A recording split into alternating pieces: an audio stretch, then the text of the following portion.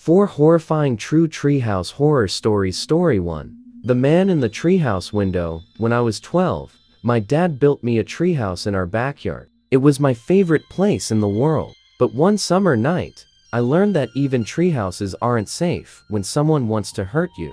That night, I saw a face in the window, and it wasn't my imagination. I grew up in rural Alabama, where the backyards are big, and the nearest neighbor is half a mile away. My dad was one of those hands-on types who love projects, so when I begged him for a treehouse, he spent an entire weekend building it. It wasn't fancy, just a wooden platform with a roof and a few windows, but to me, it was everything. I'd spend hours up there with my dog, Scout, reading books, drawing, or just looking out at the woods behind our house. The woods stretched for miles, dense and quiet, except for the sounds of birds and the occasional deer rustling through the brush. One night, I snuck out to the treehouse after dark. It wasn't the first time. I loved lying up there, staring at the stars, feeling like I was in my own little world. I brought Scout with me, and he curled up at my feet as I settled into my sleeping bag. At some point, I must have dozed off. I woke up to Scout growling.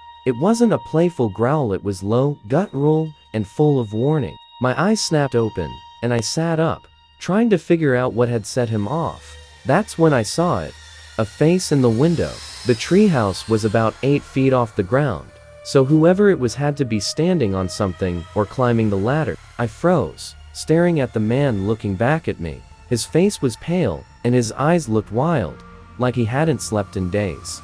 He didn't say anything, just grinned. I grabbed Scout and bolted down the ladder, screaming for my parents. My dad ran outside with the shotgun, but by the time he got to the treehouse, the man was gone. The ladder was pulled halfway up, like he tried to climb after me, but stopped when I screamed. We never found out who he was.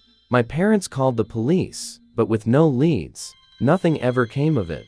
For weeks after, I wouldn't sleep unless my dad checked every window and locked every door. I stopped going to the treehouse altogether. To this day, I can't shake the image of that man's face in the window, smiling at me like he was waiting for something. Story 2. The Whispering in the Treehouse. My parents rented a cabin in the woods for a family vacation, and out back was a beautiful old treehouse. My younger brother and I thought it was the coolest thing ever. But on our second night there, we realized we weren't the only ones in the treehouse. Something or someone was already there, waiting. It was summer, and my family had rented a cabin in Vermont. The cabin was in the middle of nowhere, surrounded by thick woods and overlooking a small, overgrown field. My little brother, Ben, and I were thrilled when we found the treehouse in the backyard. The treehouse looked like it had been built decades ago. It had peeling paint, a sagging roof, and a ladder that creaked with every step. But to us, it was an adventure. We spent the first day exploring it, climbing up and pretending we were pirates defending a ship. That night, after dinner, Ben begged me to go back out to the treehouse with him. It was already dark, but I agreed, bringing a flashlight. As soon as we climbed up, though, I noticed something strange. The air inside the treehouse was cold, too cold for a summer night. We sat there for a while, looking out at the woods. Then Ben froze. "Did you hear that?" he whispered. I shook my head, but as I strained to listen, I heard it too.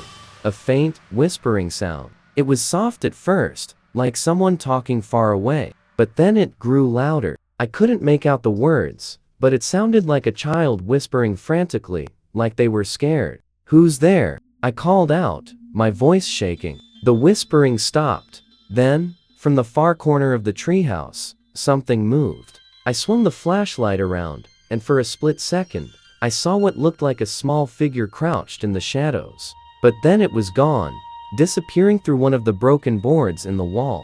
Ben and I bolted out of the treehouse, nearly falling down the ladder in our panic. We told our parents, but of course, they didn't believe us. The next morning, I climbed back up to see if I could figure out what we saw. In the corner where the figure had been crouched, I found a small, dirt-stained doll. I threw it out of the treehouse and never went back up there. Even now, I can still hear those whispers in my head, like they're trying to tell me something I'll never understand. Story 3. The Eyes in the Woods. When I was 10, My cousins and I spent the summer at our grandparents' house in rural Tennessee. We loved playing in the treehouse out back until one night when we saw glowing eyes watching us from the woods. We thought it was an animal. We were wrong. My grandparents' house was deep in the Tennessee countryside, surrounded by miles of woods. They had a huge yard with an old treehouse my grandfather had built for my dad and his siblings when they were kids. One night, my cousins and I were playing hide and seek outside. It was late, but the moon was bright, and we felt brave. I climbed up to the treehouse, thinking it would be the perfect hiding spot. As I crouched there, waiting to hear my cousin call ready or not, I noticed something strange in the woods. Two glowing eyes stared back at me. I froze, thinking it was an animal, a deer, maybe, or a raccoon. But the longer I stared, the more I realized the eyes were too high off the ground to belong to anything normal. And they weren't moving. They just watched. I called out to my cousins, and they climbed up to the treehouse to see what I was talking about. That's when the eyes started moving closer. We scrambled down the ladder and ran back to the house, screaming for our grandparents. My grandpa grabbed a flashlight and went out to check, but whatever it was had disappeared. The next morning, we found huge footprints in the dirt below the treehouse. They were too big to be a person's, but they weren't animal tracks either. To this day, none of us can explain what we saw. Story 4.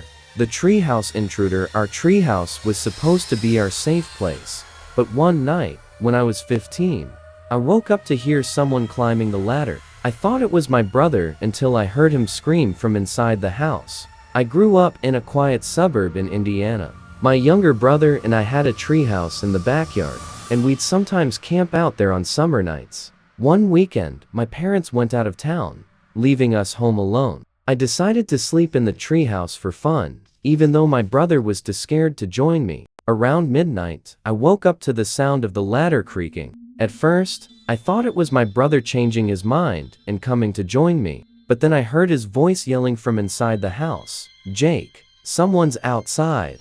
My blood ran cold. I grabbed the flashlight and shone it toward the ladder, just in time to see a man's face staring up at me. I screamed and threw the flashlight at him, then bolted down the other side of the treehouse where the rope swing was. By the time I got inside, my brother was on the phone with the police.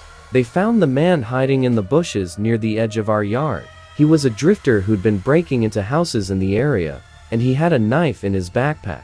To this day, I can't believe how close I came to being his next victim. Tree houses are supposed to be places of adventure, escape, and peace. But these stories prove that even the most innocent spaces can hold unimaginable horrors. Have you ever had a terrifying experience in a treehouse or anywhere else you thought was safe? Share your story in the comments, I'd love to hear it. And if you found these tales chilling, don't forget to like, subscribe, and hit the notification.